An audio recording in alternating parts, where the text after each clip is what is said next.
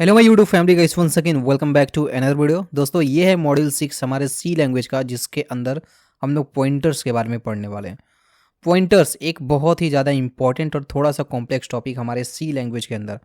Pointer से काफ़ी लोग परेशान रहते हैं कि पॉइंटर आखिर में यूज़ क्यों किया जाता है, बट पॉइंटर का यूज़ बहुत ज़्यादा है और ये बहुत ही ज़्यादा इंपॉर्टेंट टॉपिक है पॉइंटर्स।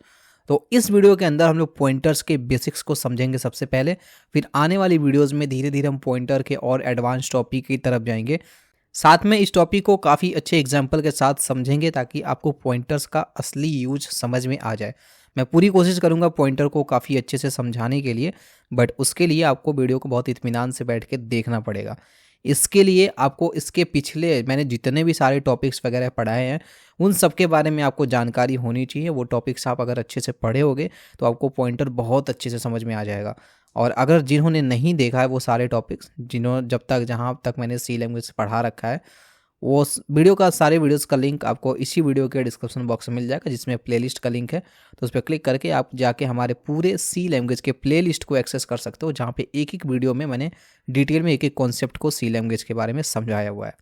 ठीक है, वीडियो स्टार्ट करने से पहले मैं एक चीज़ और कहना चाहूँगा कि अगर आपको इससे रिलेटेड जो भी नोट्स वगैरह हैं या जो भी इंपॉर्टेंट क्वेश्चंस हैं, चाहे वो थियरी हुआ चाहे वो प्रैक्टिकल हुआ, वो सारी चीज़ें आपको हमारे टेलीग्राम चैनल पे मिल जाएगी, जिस टेलीग्राम चैनल का लिंक मैंने इसी वीडियो का डिस्क्रिप्शन बॉक्स में दिया हुआ है। तो क्लिक करके जाके ज्वाइन हो सकते हो।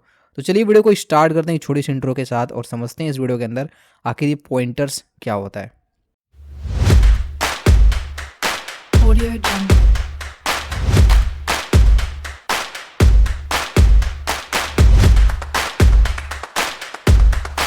सबसे पहला सवाल, व्हाट इज पॉइंटर? पॉइंटर क्या होता है? डेफिनेशन एक बार देख लेते हैं, फिर इसके बाद मैं आपको समझाता हूँ। A pointer is a variable that stores the memory address of another variable. बहुत ही सिंपल सा लाइन है, सीधा सा मतलब है कि पॉइंटर क्या है। पॉइंटर भी हमारे एक टाइप का क्या है, वेरिएबल है। हम लोगों ने वेरिएबल पढ़ा है ना, तो पॉइंटर भी क्या है, हमारे एक टाइप का वेरिएबल है। अच्छा, वेरिएबल बनाते कैसे हैं मुझे पता है, आप लोग सीख गए होंगे वेरिएबल बनाना। तो मान लीजिए हमको इंटीजर वेरिएबल बनाता, हम लिखते थे इंट, और यहाँ पे मान लीजिए कोई एक वेरिएबल है नम। ठीक, ये हमारा क्या होगा, वेरिएबल होगा। इसको क्या बोलेंगे, वेरिएबल। तो जो हमारा पॉइंटर्स है वो भी एक तरह का वेरिएबल है, जो क्या करता है, वैल्यू की जगह वो दूसरे वेरिएबल का मेमोरी एड्रेस स्टोर करके रखता है। मेमोरी एड्रेस क्या होता है? अच्छा, एड्रेस का मतलब समझ में आता है ना, एड्रेस का मतलब लोकेशन, कोई चीज़ कहाँ पे है। ठीक है, तो मेमोरी एड्रेस मतलब क्या होता है? मेमोरी एड्रेस का मतलब ये होता है कि जब हम कोई भी वेरिएबल बनाते हैं, ठीक है, नॉर्मली मान लीजिए मैंने अगर ये नम बनाया अपने कोड ब्लॉक के अंदर, तो वो हमारे रैम रोम के अंदर कहीं एक जगह पे जाकर स्टोर होगा। ठीक है, वो जगह का कोई ना कोई एड्रेस होगा। जैसे नॉर्मली हम अगर रहते हैं, ठीक है, अच्छा आप लोग लॉन्गिट्यूड और लैटिट्यूड पढ़े हैं ना, लॉन्गिट्यूड और लैटिट्यूड। हमारा जो अर्थ होता है उसकी एक एक पॉइंट पर, एक एक पॉइंट का ये जो होता है उसका लोकेशन हमको मिल जाता है। उस लोकेशन को क्या बोलते हैं, उस लोकेशन को हम लोग बोलते हैं कोऑर्डिनेट्स। ठीक है, नॉर्मल क्या बोलते हैं, कोऑर्डिनेट्स। ठीक है, बेसिकली इसका लोकेशन क्या है, कोऑर्डिनेट्स। इसका कोऑर्डिनेट होगा, इसका कोऑर्डिनेट होगा, इसका कोऑर्डिनेट होगा। तो वो जो कोऑर्डिनेट्स होता है ना, वो सेट ऑफ नंबर्स होता है। क्या होता है, सेट ऑफ नंबर्स होता है, जिसमें हमको किसी भी प्लेस का एग्जैक्ट लोकेशन पता लग जाता है। इतना समझ में आया, एग्जैक्ट एड्रेस पता लग जाता है। वैसे ही ये जो वेरिएबल है, ये वेरिएबल हमारे मेमोरी में कहीं ना कहीं बन जाते हैं, मतलब कहीं ना कहीं जाकर स्टोर रहते हैं। जब भी हम कोई वेरिएबल बनाते हैं तो हमारा मेमोरी कहने का मतलब क्या है, मेमोरी कहने का मतलब हमारा रैम हो गया, रैंडम एक्सेस मेमोरी। नॉर्मल और सिंपल लैंग्वेज में समझे तो एसएसडी समझ लीजिए। ठीक है, एसएसडी आप समझते हैं ना, रैम हो गया, रोम हो गया। ठीक है, तो जो हमारा एसएसडी है, इतना समझ में आ गया ना। ठीक है, मेमोरी कहने का मतलब ये। अब एसएसडी भी जिसको नहीं समझ आता समझ लीजिए कि जो हमारे कंप्यूटर में जगह होता है, ठीक है, जहाँ पे वीडियोस फाइल्स होते हैं और भी सारी चीज़ होते हैं, तो जो मेमोरी में जगह होता है ना, उसी को बोलते हैं। ठीक है, उसी को मेमोरी ही बोलते हैं। तो वहीं पे कहीं अगर हमारा वेरिएबल हम बना रहे हैं तो वो हमारे मेमोरी में कहीं ना कहीं जगह जाके ले लेता है। ठीक है, उस जगह के जो एड्रेस होता है, मतलब वो किस जगह पे जाके बना हुआ है वेरिएबल, मतलब कहाँ का वो जगह लिया हुआ है, उसका एक एड्रेस होता है। ठीक, उसका एक एड्रेस होता है। उस एड्रेस को स्टोर करवाने के लिए हम लोग पॉइंटर वेरिएबल का यूज़ करते हैं। ठीक है, एक बार मैं थोड़ा सा एक चौड़ा हटा दूँ। ठीक है, हमको समझ में क्या है कि पॉइंटर क्या है, एक टाइप का वेरिएबल है। वो क्या करता है, वैल्यू की जगह, अच्छा नॉर्मली जो हमारा वेरिएबल होता है वैल्यू स्टोर करता है, बट जो पॉइंटर वेरिएबल होता है वो वैल्यू की जगह दूसरे वेरिएबल का मेमोरी एड्रेस स्टोर करके रखता है। अब क्यों करता है, क्या ज़रूरत है उसकी, वो हम लोग आगे समझेंगे, बट फिलहाल इतना समझते हैं। Essential in C for task like dynamic memory allocation, efficient array handling and function parameter manipulation. ठीक है, जो हमारा पॉइंटर्स होता है वो इन कामों में मदद करता है, जिसमें हम लोग क्या कर सकते हैं, डायनेमिक मेमोरी एलोकेशन कर सकते हैं। अब ये चीज़ें क्या है, वो चीज़ें मैं आगे समझाऊंगा। एफिशिएंट एरे हैंडलिंग, ये भी चीज़ें हम लोग समझेंगे। फंक्शंस एंड पैरामीटर मैनिपुलेशन, ये भी चीज़ें हम लोग आगे समझेंगे। बट बेसिकली हम लोग को ये समझ में आ गया कि पॉइंटर एक्चुअली होता क्या है। नेक्स्ट हमारा दिया इंपॉर्टेंस ऑफ पॉइंटर। पॉइंटर के क्या क्या इंपॉर्टेंस हैं। Allow a direct memory access and manipulation, ये क्या करता है। अच्छा मान लीजिए, जस्ट एक एग्जांपल समझते हैं। अगर हम लोग नॉर्मल वेरिएबल बनाते थे, इसके अंदर कोई वैल्यू रखते थे, तो हम क्या कर सकते थे, हम इसके वैल्यू को चेंज कर सकते थे। मान लीजिए लिखा नम और यहाँ पे लिख दिया 19, तो जो हमारा 20 वैल्यू वो कितना हो गया, 19 हो गया। इसके वैल्यू को चेंज कर सकते हैं। लेकिन अगर कोई वेरिएबल, ठीक है, मान लीजिए यहाँ पे मैंने एक पॉइंटर वेरिएबल बनाया, ठीक है, इस तरीके से हमारा पॉइंटर वेरिएबल होता है। तो ये वेरिएबल में अगर कोई चीज़ स्टोर है, वो क्या स्टोर है, वो स्टोर है किसी और वेरिएबल का एड्रेस। मान लीजिए इसी वेरिएबल का क्या है, एड्रेस स्टोर है। तो हम अगर इसके अंदर कोई चेंजेस करेंगे तो चेंजेस किसके अंदर होगा, किसी मेमोरी के अंदर चेंजेस होगा। हम इसके मेमोरी को एक्सेस कर पा रहे हैं, एक्सेस कर पा रहे हैं मतलब इसके मेमोरी के अंदर कोई भी छेड़छाड़ करना रहेगा तो वो कर सकते हैं, क्योंकि इस मेमोरी का लोकेशन किसके अंदर है, इसके अंदर है। ठीक है, तो अब ये छेड़छाड़ क्यों करते हैं भाई, क्या चेंजेस करते हैं, वो सारी चीज़ें हम आगे देखेंगे। फिलहाल बस इतना इंपॉर्टेंट समझते हैं ये थियरी पार्ट के लिए कि allow direct memory access and manipulation. Manipulation मतलब हम इसकी मदद से इसमें कोई चेंजेस करना चाहें तो वो चेंजेस हम लोग कर सकते हैं। ठीक है, increasing program efficiency and flexibility. Pointer की वजह से हमारे प्रोग्राम का एफिशिएंसी मतलब जो टाइम होता है और ज़्यादा फास्ट हो जाता है और फ्लेक्सिबल हो जाता है। मतलब अगर कोई चेंजेस वगैरह करना चाहें तो आसानी से हम चेंज वगैरह कर सकते हैं बड़े प्रोग्राम के अंदर। हम एक ऐसा प्रोग्राम बना के भी देखेंगे जहाँ पे हमको पॉइंटर का असली इंपॉर्टेंस समझ में आएगा कि पॉइंटर रहने से क्या क्या फ़ायदे हो सकते हैं। नेक्स्ट है crucial for understanding memory management and low level programming. Memory management में बहुत ज़्यादा हेल्प करता है और ये जो हमारा जुड़ा हुआ है वो हमारा जुड़ा हुआ है डायनेमिक मेमोरी एलोकेशन से। ठीक है, तो डायनेमिक मेमोरी एलोकेशन जब हम लोग समझेंगे तो उसमें समझ में आएगा कि मेमोरी मैनेजमेंट का काम करता है। अच्छा, मेमोरी मैनेजमेंट का मतलब क्या होता है कि हम कोई बड़ा सा प्रोग्राम बना रहे हैं। ठीक है, मान लीजिए यहाँ पे बड़ा सा प्रोग्राम बना रहे हैं जिसमें हम लोगों ने लगभग 40,000 लाइन का कोड लिखा। कितने हज़ार लाइन का, 40,000 लाइन का कोड लिखा। ठीक है, लेकिन अब ये 40,000 लाइन के कोड में कई सारे वेरिएबल्स वगैरह बने होंगे। तो ये 40,000 लाइन का जो कोड लिखा गया ये हमारे प्रोग्राम को कहीं ना कहीं स्लो करेगा और ज़्यादा से ज़्यादा क्या लेगा, जगह लेगा। हमारे मेमोरी में क्या लेगा, ज़्यादा से ज़्यादा जगह लेगा। लेकिन हम अगर पॉइंटर का यूज़ करते हैं तो हम इस जगह को भी कम कर सकते हैं और अपनी स्पीड को भी फास्टर कर सकते हैं। अब ये कैसे करना है वो हम आगे समझेंगे। तो अब बेसिकली हम जगह का यूज़ कम कर रहे हैं, तो बेसिकली हम कैसे करते हैं, मैनेजमेंट करके, अच्छे से मैनेज करके। मान लीजिए रूम में सामान है, ठीक है, सामान ला के ऐसे ऐसे इधर उधर फेंक दे रहे हैं तो वो हमारे जगह का असली यूज़ नहीं हो पाएगा। लेकिन उसी सामान को अच्छे से सरिया के हम कहीं कई जगह जगह रख रहे हैं तो हम अपनी जगह का अच्छे से एफिशिएंट यूज़ करें। वो कैसे करें, मैनेजमेंट के थ्रू। आ रहा है समझ में? वैसे ही हम पॉइंटर्स का यूज़ करके मेमोरी मैनेजमेंट कर सकते हैं। ठीक है ना, ये बस थियरी पार्ट है यार, हम आगे इसको और डिटेल में जब प्रैक्टिकल करेंगे ना तो आपको एक्जैक्टली समझ में आएगा। नेक्स्ट यहाँ पे देखिए सिंटेक्स दिया हुआ कि पॉइंटर को डिक्लेयर कैसे करते हैं, मतलब पॉइंटर बनाते कैसे हैं।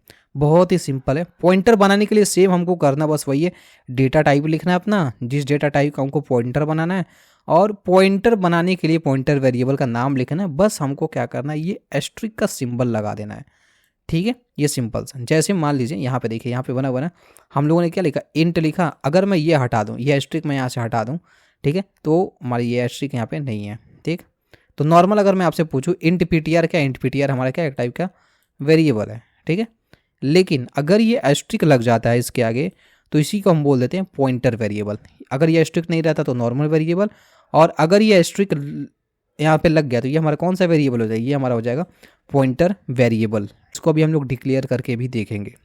अच्छा, इसके अंदर वैल्यू वगैरह कैसे पास करते हैं, क्या क्या चीज़ें करते हैं, प्रिंट कराते हैं, ये तो खैर डिटेल वाली चीज़ें हम लोग आगे अभी चल के समझेंगे। हम एक काम करते हैं ना, हम चलते कोड ब्लॉक के अंदर, वहाँ पे एक पॉइंटर वेरिएबल बनाती है, जस्ट एक ओवरव्यू वीडियो पॉइंटर के ऊपर कि पॉइंटर एक्चुअली करता क्या है। ठीक है, तो हम लोग चलते हैं अपने कोड ब्लॉक के अंदर। हम लोग आ गए कोड ब्लॉक के अंदर। यहाँ पे एक नया फाइल बना लेते हैं, कंट्रोल शिफ्ट एस से सेव करते हैं इसको, और यहाँ पे लिख लेते हैं pointer 3, pointer 4, pointer 5, pointer 6, pointer 7, pointer 7.c नाम से, क्योंकि ऑलरेडी कुछ फाइलें बनी हुई हैं, क्योंकि मैं और भी जगह क्लासेस वगैरह लेता हूँ इसलिए वो फाइल बनी हुई है। इंक्लूड stdio डॉट एच, ठीक है, ये हो गया। अब यहाँ पे हम मेन फंक्शन बना लेते हैं, इंट मेन हो गया। मेन फंक्शन बनाने के बाद हम क्या करते हैं, पॉइंटर वेरिएबल बनाते हैं। पॉइंटर वेरिएबल बनाने के लिए हमको सबसे पहले डेटा टाइप लिखना पड़ेगा, बट उससे पहले एक नॉर्मल वेरिएबल बना लेते हैं। ये हम नॉर्मल वेरिएबल बना रहे हैं, ठीक है, ये हमारा नॉर्मल वेरिएबल हो गया। अब इस वेरिएबल के अंदर हम क्या करते हैं, सॉरी यहाँ पे एक और वेरिएबल बनाते हैं जो कि हम बनाएंगे अपना पॉइंटर वेरिएबल। क्या करेंगे, declaring a pointer variable, pointer variable, ठीक है। उसको बनाने के लिए सिंपली सेम हम डेटा टाइप लिखेंगे। डेटा टाइप लिखने के बाद हम अपने वेरिएबल का नाम लिखेंगे, लेकिन पॉइंटर वेरिएबल बनाने के लिए हम यूज करेंगे एस्ट्रिक सिंबल का। ऐसे एस्ट्रिक सिंबल लिखेंगे और यहाँ पे जो भी हम वेरिएबल का नाम लिखना चाहते हैं वो लिख सकते हैं। तो नॉर्मली हम लोगों ने क्या किया, यहाँ पे एस्ट्रिक सिंबल लिखा और यहाँ पे हम लोगों ने एक पॉइंटर वेरिएबल बना लिया, ठीक है। नॉर्मली देख सकते हैं पॉइंटर वेरिएबल बन चुका है। अब इस पॉइंटर वेरिएबल के अंदर हमको क्या पास करना है, इस नम का एड्रेस इसके अंदर स्टोर करना है। तो उसके लिए हम यहाँ पे इक्वल टू का सिंबल लगाएंगे और यहाँ पे नम पास कर देंगे। क्या ये सही है? बिल्कुल नहीं सही है। क्यों नहीं सही है? क्योंकि जब भी बात एड्रेस की जाएगी, अच्छा एक चीज़ और मैं आपसे और कहना चाहूँगा, थोड़ा सा याद दिलाना चाहूँगा, मैंने ऑलरेडी बता रखा है। जब भी हम स्कैनएफ लिखते हैं %d कॉमा, जब भी हम स्कैनएफ लिखते हैं तो यहाँ पे क्या लिखते हैं, किसी वैल्यू को एक्सेप्ट करने के लिए हम लिखते थे एंड नम लिखते थे ना। आप लोग सोचिए कि एंड का यूज क्यों किया जाता है, ये मैंने बता रखा है, बट जिन लोगों को नहीं पता मैं बता दूं, एंड का यूज क्यों करते हैं। एंड का यूज इसलिए करते हैं, ये बताता है कि नम के एड्रेस पे जो वैल्यू मिल रही है वो स्टोर करा दो। एंड बेसिकली करता क्या है, जो भी वेरिएबल रहता है उसका एड्रेस निकाल के देता है और उस एड्रेस पे कोई वैल्यू जाकर स्टोर होती है। बेसिकली एंड का काम क्या है, एंड का काम ये है कि किसी भी वेरिएबल का मेमोरी के अंदर एड्रेस निकाल के देना। तो वही हमको क्या करना है, नम का एड्रेस इसके अंदर पास करवाना है।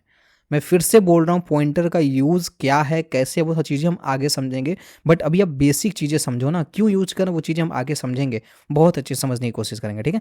बट फिलहाल अभी इतना आप समझिए, एस्ट्रिक एन लिखा हुआ है, नम लिखा हुआ है, यहाँ पे हम क्या करेंगे, एंड लिखेंगे, % का सिंबल लगाएंगे। अब देखिए एंड नम लिखेंगे तो ये बेसिकली क्या करेगा, इसका एड्रेस इस वेरिएबल के अंदर पास कर देगा, साथ में उसकी वैल्यू का भी एक्सेस इसके पास आ जाएगा। तो बेसिकली ये काम करने से हमको एड्रेस एंड वैल्यू ऑफ नम दोनों हमको मिल जाएगा। आइए हम एक बार इसको प्रिंट करा के देखते हैं कि क्या प्रिंट होता है। तो मैं यहाँ पे नॉर्मली printf लिखता हूँ। printf लिखने के बाद %d लिखता हूँ, ध्यान से देखिएगा, %d का नॉर्मली बस मैं प्रिंट करा रहा हूँ और मैं यहाँ पे एस्ट्रिक एन को प्रिंट करा रहा हूँ। किसको? एस्ट्रिक एन को प्रिंट करा रहा हूँ, नॉर्मल सा। अच्छा, एस्ट्रिक एन की वैल्यू कितनी है, 90 है। आइए देखते हैं क्या प्रिंट होता है। सो यहाँ पे देखिए क्या है, 90 है। मैंने इंट नम को नहीं प्रिंट करा है, मैंने किसको प्रिंट करा है, एस्ट्रिक नम को, सॉरी एस्ट्रिक एन को। यहाँ पे वैल्यू क्या आ रही है, 90 आ रही है।